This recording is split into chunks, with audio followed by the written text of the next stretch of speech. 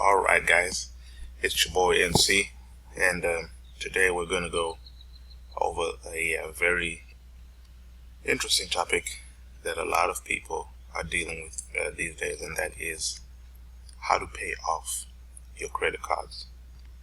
And the amount of credit card debt has started to go back up after the recession in 2008. The average credit card debt that the American household had declined, just because that's what happens when there's a recession. People start to look at their spending and they start cutting back. But credit card debt has gone back up, and if you can pay off your credit cards, you can definitely free up a lot of income. That quote that's in the bottom. At the bottom of the screen, it says paying off credit card debt has a riskless return that averages 14%, with no other asset class can match. Which means that this is guaranteed money. You know that when you pay that credit card debt off, you're going to be getting that amount of money that you've been spending paying it off, and you're going to be saving on the interest. So let's dive right in and go over some credit card debt facts. So the average American household has $16,748 of credit card debt. And if you think about that, if the poverty level is pegged at about $35,000 a year, that means that half of American incomes for people that are in the lower percentile, those people that live under the poverty line, you would be spending half of your income on credit card debt. And the average household with credit card debt pays a total of $1,292 in credit card interest per year. That's a lot of money if you're trying to make ends meet, or even if you're trying to get ahead with $1,292. If you throw that into some kind of investment, a mutual fund, anything, you could use it just to save up to buy stuff cash. But that's a lot of money to essentially be just throwing away with into credit card debt. Most credit card holders do not make more than the minimum required payment every month, and we'll take a look at another slide later on that shows just what that means when you don't make more than the minimum payment.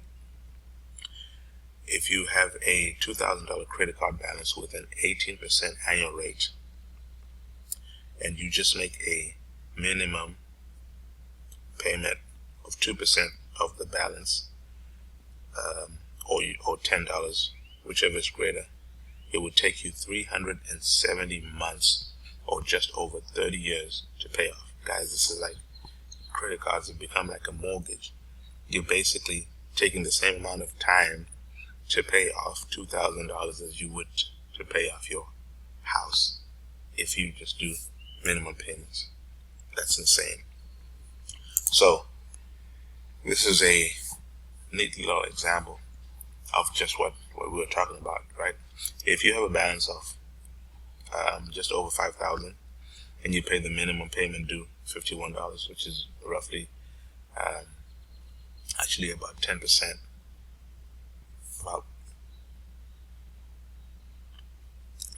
which is about 1%.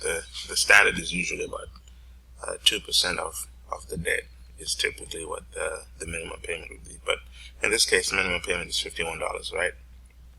And so if all you're doing is making the minimum payment each period, if you look at the table below, so if you make no additional charges using this card, and each month you pay only the minimum payment, you'll pay off the balance shown on this statement in about 19 years, and you'll end up paying an estimated total of $11,422. So you're going to pay 3 times as much, because your interest is twice what the debt is, and you're going to pay the debt on top of it. And and it's going to take you 19 years to do that.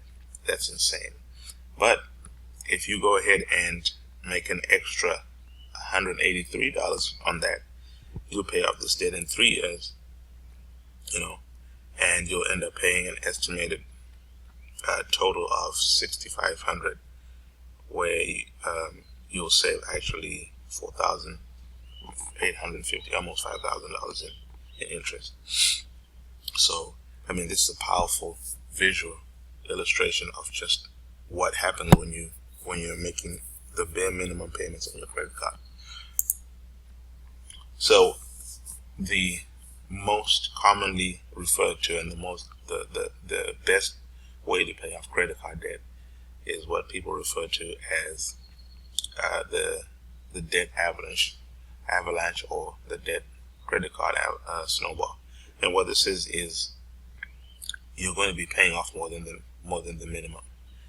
And the strategy is that you list your credit cards from smallest to largest balance, or from largest to smallest interest rate, right? And then you start paying them off, starting off with attacking whichever. If you're doing the balance method first, you start off with the smallest balances, and if you're doing the interest rate method, you start off with the largest interest rate. And the rationale behind both of them is this: if you're attacking the balances, it gives you some kind of momentum when you knock out that little small one. I just paid off a little loan that we had. It wasn't a big loan, but the fact that I paid it off, man, it felt good, and when you look back on it, those little victories give you that little boost to keep you going. And so you have to figure out how you're going to get a little bit more money to be able to pay more than the minimum payments. Like it says here, you have to save, scrounge, scrimp to pay off the lowest balance credit card, and then use the freed payment amount to apply to the next balance account, and so on. So once you've paid off one, if it's the smallest interest rate, that means the largest interest rate or the smallest balance, then you take the money that you were paying on that plus the money that you're paying on the next one on your list, and you add them together. So for an example, let's say you have 2 credit cards and you pay $50 on one, and on the other one you're paying $25, right? So you pay off the one that you're paying $25 on. Well, you're going to take that $25 and add it to the $50. Now you're paying $75 on the next one. And guys, this takes discipline, because what usually happens is once we freed up some money, instead of using it to either attack more debt or to start saving, we now think that is disposable income, that is discretionary income that we can go ahead and spend. And that's not the case, because if you do that, you're going to be in the same boat. You're going to be back to paying on this debt for 19, 20 years, like the illustration below showed. So here you go, is an example of what it looks like when you start using this snowball avalanche method.